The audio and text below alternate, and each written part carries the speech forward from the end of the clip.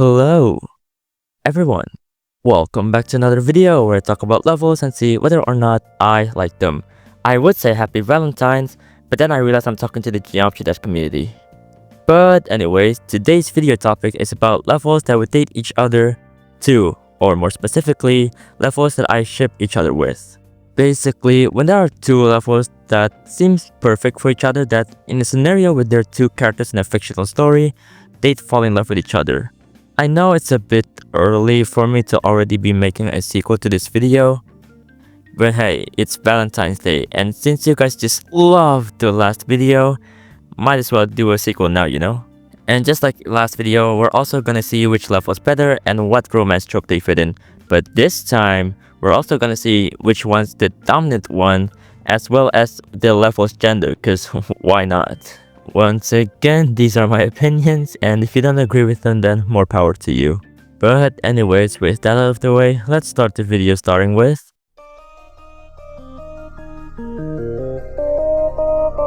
Let's start off with a simple one, but let's talk about the levels first.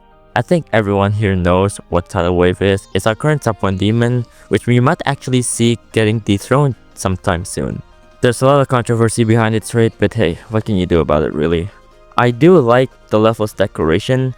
Some people ask how it looks so busy yet empty at the same time, but it kinda creates an interesting effect for me. It's not anything too special. I do have some problems with it, but for what it is, it works for me.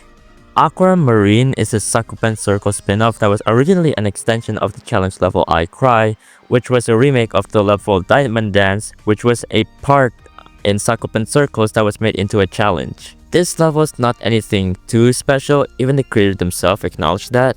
It's still pretty cool how this level was verified, but for what it is, it's just a normal 9 circles level. Now, why did I pair these two together? Well, it's because of their placement in both the Pointer Crate list and the Unrated Demon list. As we all know, Tidal Wave is our current top 1 demon in the demon list. Now, while I could choose something like Avernus because it's a former top 1, how about we choose something a little more interesting by going to somewhere else? The Unrated Demon list. And over there, we get a little level called Aquamarine, who is the number 2. Yeah, so I thought Aquamarine was still the number 1 unrated demon until I realized it's already been dethroned by goddamn Quantu's processing. Now this would ruin the ship, but Aquamarine still was a number 1 demon, and it's like a somewhat serious one, unlike Quantu's processing. And you know what, in this headcanon, yes, we're doing headcanons now, Aquamarine is still number 1 in my heart. Another reason I like this ship is that it's kind of made for each other. Like Tidal Wave is about the ocean and the beach and stuff like that, and while Aquamarine is named after a gemstone, come on, Aqua, Marine, two words that has some sort of connection with water, the ocean, or the sea. Plus, they're both blue levels, and while yes, Tidal Wave changes up at the end, so does Aquamarine for a few seconds. It's like those two were made for each other. The romance trope they fit in is different worlds. Pretty self-explanatory. Two people from different factions fell in love with each other. It's like that kid that claims he has a girlfriend in a different school, but this time it's actually true.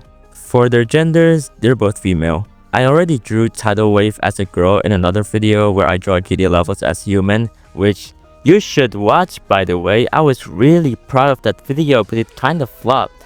And Aquamarine is kind of giving female vibes from the decoration that it has, and Aquamarine is also a bit of a feminine name. I mean, what character with that name do I know that's male anyways? Shut up. As for who's Dom, even though arguably Tidal Wave is the harder level, I think Aquamarine will be the Dom purely from the vibes. It's a lot more menacing compared to Tidal Wave's cheery atmosphere. As for which level is better, it's Tidal Wave. Aquamarine at the end of the day is just another 9 circles level. Even the creator themselves said that's not anything special. Tidal Wave is not only unique, but the way it executes its theme, I think it's pretty effective with how we progress from day to evening to night. Not a perfect level, but I still like it regardless. So yeah, I think Tidal Wave and Aquamarine would date each other.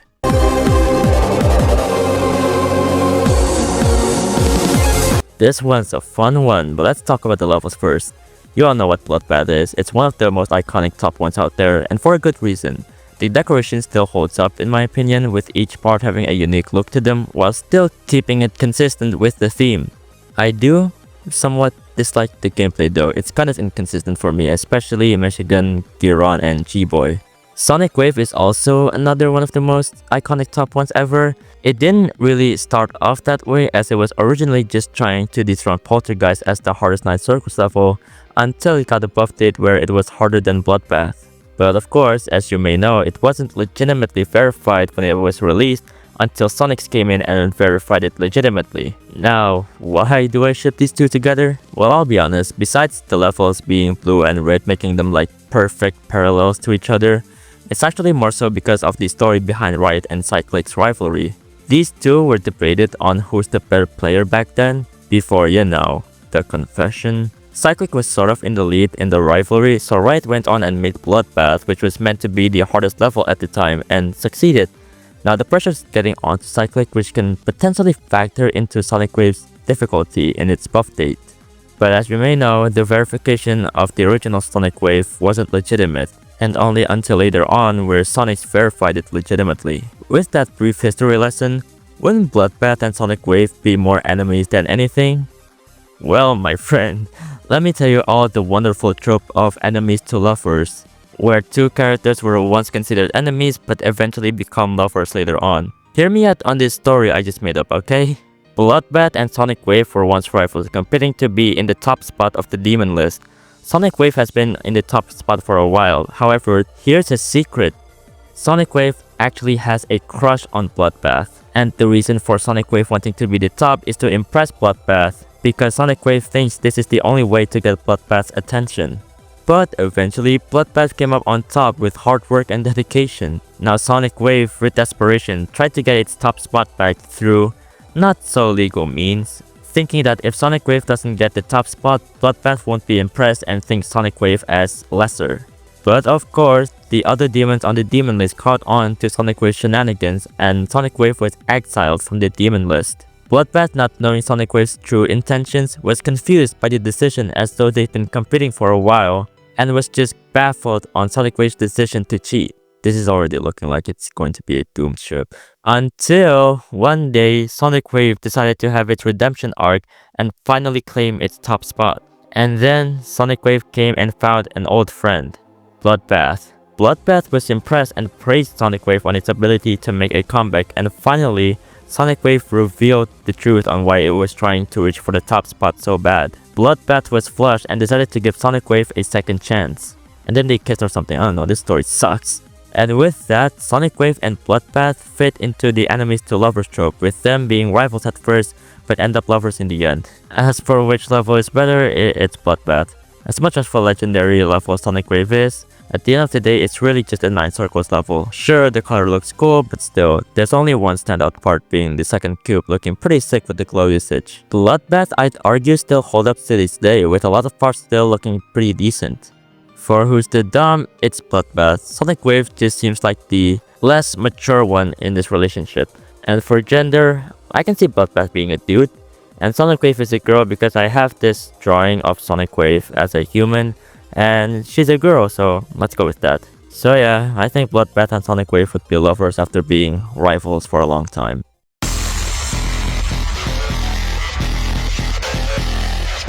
This one is an odd one, but I'll explain later. Let's talk about the levels first. Silent Clubstep is a former impossible level made by Silent that was legitimately verified later on, but not without some tweaking to the gameplay to make it possible, but still have that impossible status. Poo Cubed is just a really cute level. I don't know what else to say there, it's just a really cute and charming level.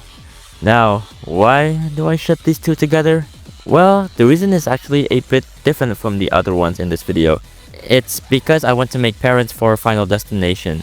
If you didn't know, Final Destination is a level that's basically an extended version of the challenge level with the same name, or it's also known as the 8 Jumps of Hell. Here's the thing. Final Destination is based off of Silent Clubstep, and with that, I see Silent Clubstep as the parent for Final Destination. All I need to do now is to find a pairing for Silent Clubstep, and eventually found Poo Cube to be a pretty good pair for Silent Clubstep. Hear me out, let me explain on how Final Destination is an offspring of Silent Clubstep and Poo Cube.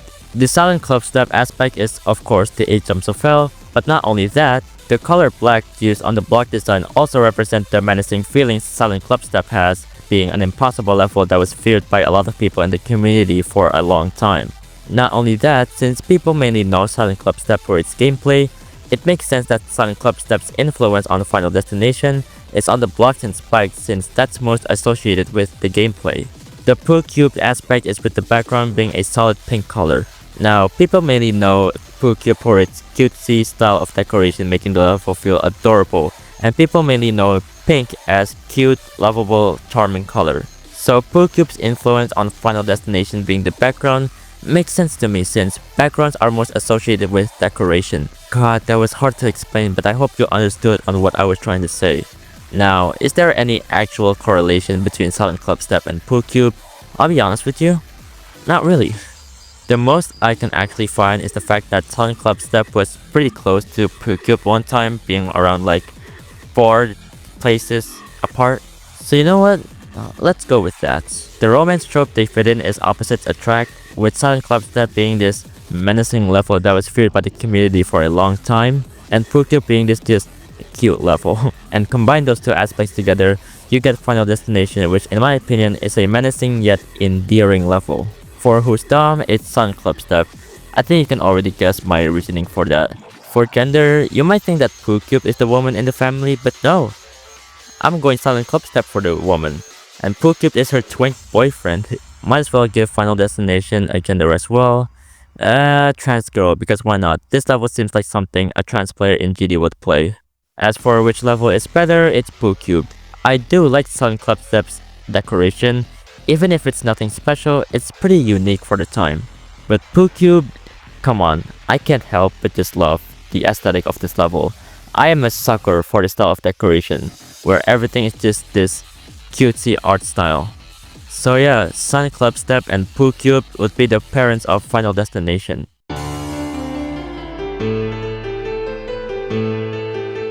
This one may take a bit of explaining to do, but basically it has to do with their reputation. Base After Base is considered by many to be the worst main level. At first I thought it was just me who thought Base After Base was just kinda mid, but no, actually. In a survey made by Stormfly, it's actually revealed that a majority of people kind of just agree that Base After Base is the least favorite. It's not the fact that the level is bad per se, it's more so that it kind of feels like a filler level than anything.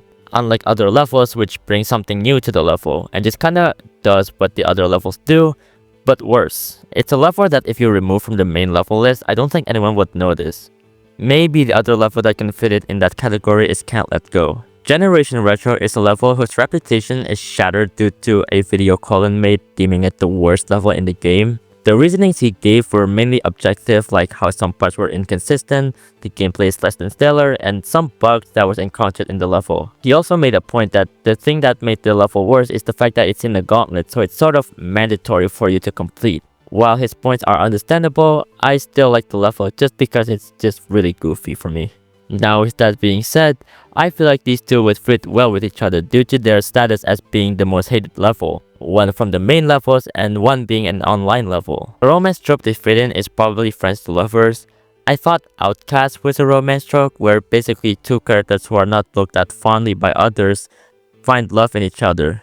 But I guess Friends to Lovers is the closest one to that description. For who's the dumb, I think Base After Base would fit since it's the older level, so it endured the hate the longest. For genders, you know what? Let's make them both boys, cause why not? And Generation Retro especially being this little nerdy boy.